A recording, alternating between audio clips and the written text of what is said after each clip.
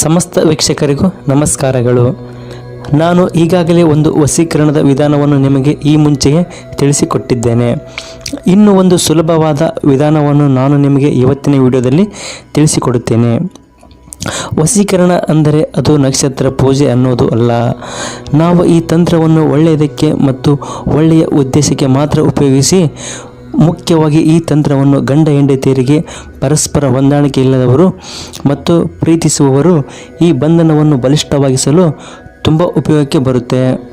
ಈ ತಂತ್ರ ತುಂಬ ಸಿಂಪಲ್. ಅದೇನು ಅಂದರೆ, ಈ ತಂತ್ರವನ್ನು ನಿಮ್ಮ ಮನೆಯಲ್ಲೇ ಆದರೂ ಮಾಡಬಹುದು ಅಥವಾ ನಿರ್ಜನ ಪ್ರದೇಶದಲ್ಲಿ ಆದರೂ ತುಂಬ ಸುಲಭವಾಗಿ ಮಾಡಿಕೊಳ್ಳಬಹುದು.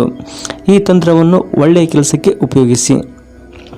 ನೀವು ಯಾರನ್ನು ಕೋರಿಕೊಳ್ಳುತ್ತಿದ್ದೇನೆ ಅಂತ ಬಯಸಿದ್ದೀರೋ ಅಥವಾ ನಿಮ್ಮನ್ನು ಪ್ರೀತಿಸುವುದು ಯಾರು ನಿಮಗೆ ಪ್ರೀತಿಸಬೇಕು ಎಂದುಕೊಂಡಿದ್ದೀರೋ ಅವರು ನೀವು ಹೇಳಿದ ಹಾಗೆ ಮಾಡ್ತಾರೆ. ಅಷ್ಟೇ ಅಲ್ಲ, ಯಾವಾಗಲೂ ಅವರು ನಿಮ್ಮ ಜೊತೆಯಲ್ಲೇ ಇರುತ್ತಾರೆ.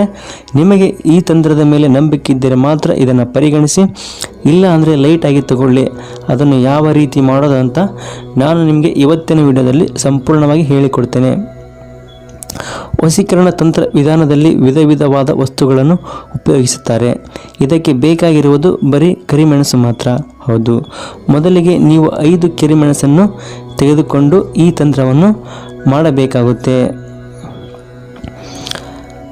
ನೀವು ಯಾರ ಮೇಲೆ ವಶೀಕರಣ ಮಾಡಬೇಕು ಅಂದುಕೊಂಡಿದ್ದೀರೋ ಅದನ್ನು ನೀವು ಕರಿಮೆಣಸನ್ನು ನಿಮ್ಮ ಕೈಯಲ್ಲಿಟ್ಟುಕೊಂಡು ಸಂಕಲ್ಪ ಮಾಡಿಕೊಳ್ಳಬೇಕು.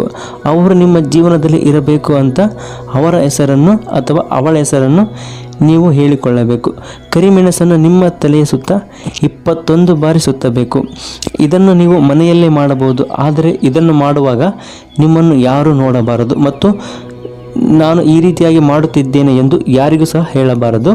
ನಂತರದಲ್ಲಿ ಅಥವಾ ನಿರ್ಜನ ಪ್ರದೇಶದಲ್ಲಿ ಇಲ್ಲವ 4 ರಸ್ತೆ ಇರುವ ಸ್ಥಳಕ್ಕೆ ಹೋಗಿ ನಿಮ್ಮ ಮುಂದೆ 1 ಮೆಣಸನ್ನು ಬೀಸಾಡಬೇಕು, ಹಿಂದೆ 1 ಮೆಣಸನ್ನು ಬೀಸಾಡಬೇಕು ಮತ್ತು ಎಡಭಾಗಕ್ಕೂ ಬಲಭಾಗಕ್ಕೂ ಒಂದೊಂದು ಮೆಣಸನ್ನು ಬೀಸಾಡಬೇಕಾಗುತ್ತೆ.